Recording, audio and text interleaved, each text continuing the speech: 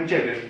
Zborul porumbeilor călător din 2012. Da, zi orator. Hai, Porumbelul Romica, se numește Mortule și Romica. dansatorii Hai, corului hai, se numește uite. Ticu și Hai. Romica. Dansatorii sunt doi.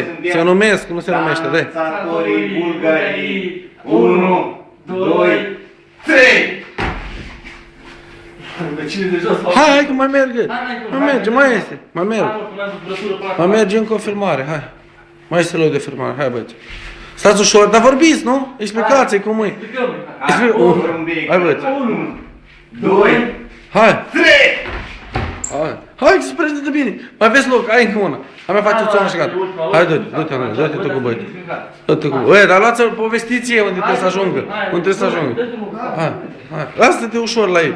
1, 2, 3. Ia, bravo. Bă, acum vorbiți, ce părere aveți despre asta?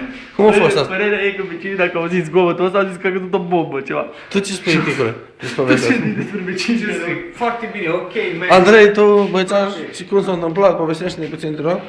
Dar și tu trebuie Zici să tu vedeți ceva, te cameramanul rog după aia, nu? Asta e Cameramanul se aude, dar nu se prezintă. Nu, imediat o să întorc cu teață fățuca cameramanul.